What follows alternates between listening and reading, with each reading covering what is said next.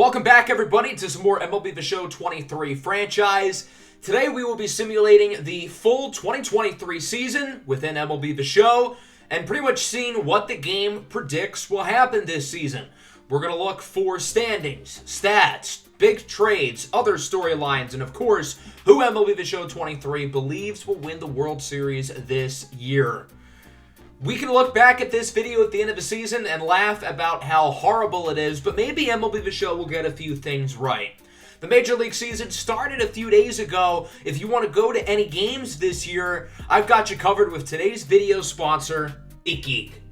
SeatGeek is a ticketing app that takes the confusion out of buying tickets. SeatGeek will number each seat on a scale of 1 to 10, with a higher number being in green, being a better deal. The best part is, if you use my code Octagonal Gaming, you can get $20 off your first order. Again, that's code Octagonal Gaming, spelled as it is on screen, all caps, no spaces, for $20 off of your first order. Thanks again to SeatGeek for sponsoring today's video, and let's get back to the episode. So let's not beat around the bush anymore, unlike Reese McGuire, and get this started. We'll use the Tigers, my favorite team. I assume the Tigers will probably be towards the bottom of the standings in today's video, but we'll see what happens. So what we're going to do is we're going to have everything on auto. We're not going to control anything at all. So with that, we will simulate towards the middle of the season now into the All-Star break. We'll take a look at the standings. We'll take a look at which players are All-Stars. So let's see what happens here in the first half of the season. We'll start things off with the standings. The American League is like absurdly competitive. Everybody in the AL East is within 2 games of each other. The Red Sox, Yankees, and Orioles are all tied for first, with the Rays and the Blue Jays only 2 back. The AL Central is also very close. You got 3 teams within 1.5 games. Minnesota currently on top. 4 teams within 3 games, and then the Tigers at the bottom. In the AL West, the Astros are ahead, but the Rangers and Angels are certainly in the playoff mix. And then the Mariners at 37 and 52 have been probably the biggest disappointment in the American League. And as you can see, the wild card race is super close. 3 teams within half a game of the last spot, 4 teams within 1 game, and then 3 more within 2.5. It's really just the Mariners, Tigers, and A's who are completely out of it. In the National League, the Mets lead the NL East big. I wonder how the Mets will lull Met their way out of a division title this year. The National League Central, pretty much how you'd expect it to go in real life. The Cardinals have a close lead on the Brewers and I guess the Cubs. And then the NL West is a dogfight between, unsurprisingly, the Dodgers and the Padres. It really looks like a 4-team race for the 3 wild cards with the Brewers on the edge. Currently, the 6 teams who made the playoffs last year are the 6 teams projected to make it this season in the National League. But we'll see if that ultimately comes to fruition. Currently, Aaron Judge is the MVP frontrunner in the American League. As for the National League, it's Big Meat Pete Alonso, the New Yorkers. Jacob deGrom is the Cy Young favorite, got a couple of Astros behind him. And then the National League is all Mets. Max Scherzer and Justin Verlander are there, no major surprise. But then Tyler McGill, who going into the season had a career ERA in the high 4s, is in second. Okay, good for him. That's kind of out there. Let's take a look at the All-Star festivities. We'll start with the Home Run Derby. Here's a look at your Home Run Derby participants here in just a second. And as you can see, regular crew. No one too surprising, maybe CJ Cron, but he has been raking to start the season in real life. Ultimately, Aaron Judge would beat Pete Alonso, the 2 New York guys, the 2 frontrunners for the MVP, and it's Judge who takes home the Home Run Derby crown. That would be one hell of a battle with Judge and Alonso in the Home Run Derby championship. I would love to see that. Now we'll take a look at the All-Stars this year. We'll see if there are any notable surprises. Jacob deGrom got the start for the American League. Shohei Ohtani in there with the pitches, of course, because he's an absolute unicorn. Jaime Barria and MLB The Show Sim Glitch. He was one of the players who I suggested you trade for in my You Should Trade for These Players video. Adley Rutschman, first-time All-Star, raking with the Baltimore Orioles. Other than that, pretty much the regular names you would expect. Guys like Vlad Guerrero Jr., Andres Gimenez, Jose Ramirez, Bobby Witt starting at shortstop with the Royals. And then in the outfield, there's Shohei. He hasn't even been all that good for his standards. And then the 3 starters are Yordan, Buxton, and Judge. Max Scherzer is the starting pitcher in the National League. As for the bullpen, Here's a look. Not as great of ERAs and whips as the AL guys, but still solid. You also got both of the Diaz brothers, even though Edwin Diaz isn't playing this year, but okay, you do you, MLB the Show. Here's a look at the position players. We've got some mid-catchers, because MLB the Show loves adding random mid-players. I know every team needs a representative, but you couldn't have found anybody better.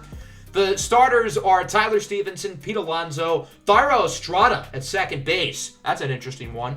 Manny Machado, Francisco Lindor, and then in the outfield, starting with left, we got Kyle Schwarber, along with the other guys, Michael Harris, the young stud with the Braves, and Mookie Betts. So now we're going to simulate up to the trade deadline.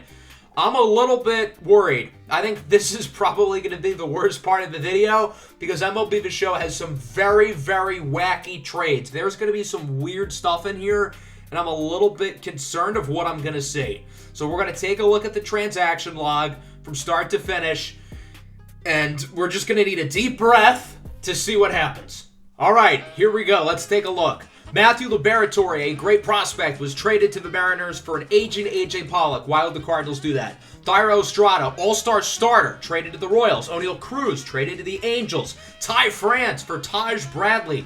The Pirates traded Andrew McCutchen. What's the point of that? The Guardians trading a great prospect for Ramon Laureano. Jonathan India to the White Sox. Mason Wynn for Austin Meadows. Spencer Torkelson to the Rangers. Teoscar Hernandez, that one actually could make sense. Gabriel Moreno to the Angels. The Rockies trading C.J. Cron to the Guardians. That one does kind of work too. Bobby Miller to the Diamondbacks. Why would the Dodgers do that? Bobby Miller's an elite pitching prospect. Alex Lange to the Angels for pretty much nothing.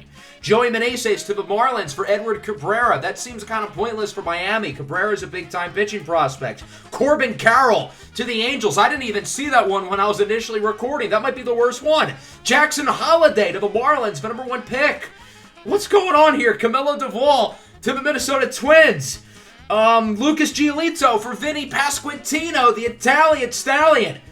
Jorge Mateo to the Marlins. Miami's gotten 2 of Baltimore's shortstops. And then Eric Haas to the Astros. Okay, now we can take a deep breath again. Jeez, that's bad. I don't think most of those trades are realistic at all. There are some bad deals in there, put it that way. All right, let's go to the end of the season now, take a look at the final standings, the final awards, and then go into the postseason. The Tigers, as you can see, finished 66-96. So the AL East ended up not being all that competitive in the second half. The Yankees won big. The Twins took the AL Central. Cleveland grabs a wild card spot. One of my bold predictions this year is that Minnesota does grab a playoff spot. I don't think they win the division over Cleveland, but I could see something similar. The Angels win 97 games. MLB The Show Sim loves meat riding the Angels. I don't get it. The Astros and Rangers also make it in as wild cards. The Astros won 95 games, and the Mariners only win 74. A big fall from grace for Seattle. The wild card race ended up being very competitive down the stretch. The Astros got the #1 spot pretty easily. The last spot was decided between 2 games, with the Rangers narrowly taking it over Tampa Bay. The Mets win the NL East. The Braves do make it close, but the Mets actually hold on to the division this time. The Cardinals won the Central, with the Brewers with only 82 wins grabbing a playoff spot, and then the Dodgers and Padres both won 100 games, but the Dodgers end up taking the division. So the final wildcard spot was actually a tie between the Brewers and the Phillies, but it ends up going to Milwaukee. So we will not get the exact same teams in the postseason as we did last year, with the Brewers narrowly taking that spot. Here's a look at some of the notable league leaders, including new Guardian C.J. Cron winning the American League batting title, Aaron Judge and Pete Alonso with nearly 50 home runs each. Judge was the only OPS over 1,000 in the American League, and in the National League, it was Bryce Harper, who did miss the first month and a half of the season. Lance Lynn led an ERA for the AL, and then Justin Verlander, despite going down by rating by like 15, still led in the NL. Aaron Judge and Manny Machado led their respective leagues in WAR. As for pitching, it's Jacob deGrom in the AL and Sandy Alcantara in the National League. I think Shohei Ohtani's pitching WAR plus hitting WAR probably was the most out of anybody. So Judge and Alonso do win their respective MVPs. As for the Cy Youngs, we do have Jacob deGrom in the American League, and then in the NL, Corbin Burns wins his second in the last 3 years. Bo Naylor wins for the Rookie of the Year, and then in the National League, Ezequiel Tovar wins it over Fernando Tatis, who isn't even a rookie, but because he's not in the game, you got to put him manually into the roster, making him technically a rookie. this looks nothing like Fernando Tatis at all.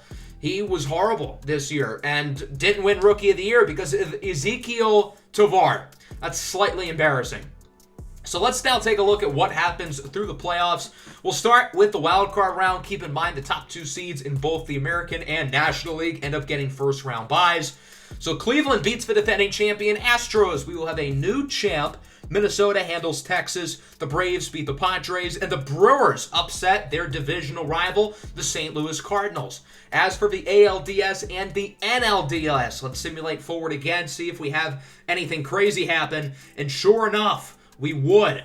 So in the AL, the number 1 seeded Angels losing 4 to Cleveland. The Yankees beat Minnesota. And then in the National League, LOL Mets. The number 1 seeded New York Mets get swept by the Atlanta Braves.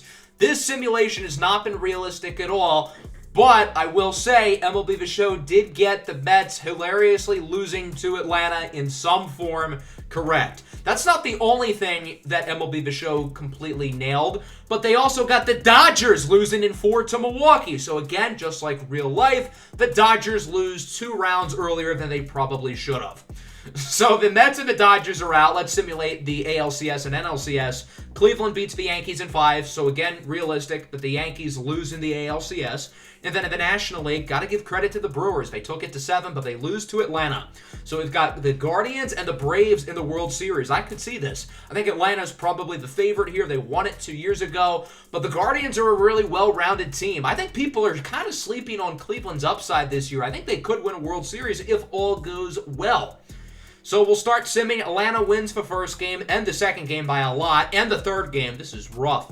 Cleveland does make some noise. They win Game 4 and Game 5. Maybe we've got ourselves a series or maybe not. So the Braves win it in 6. They end up winning the World Series over Cleveland. I think the World Series is pretty realistic. I could see the Braves beating Cleveland in 6 games. And that's Rosario and Matt Olson win the playoff MVPs, while Olson ends up winning the World Series MVP. So there you go. That'll wrap up the episode. The Braves beat Cleveland in the World Series. Certainly a different style of video that I'm used to doing. So let me know what you thought of it down below in the comment section below. What was MLB The Show's best prediction, other than the Mets and Dodgers losing super early in the playoffs? What was MLB The Show's worst prediction? It has to be one of those trades. There were some bad ones. So yeah, that'll wrap up the episode. Make sure to leave a like and subscribe to the channel if you are new. Peace out.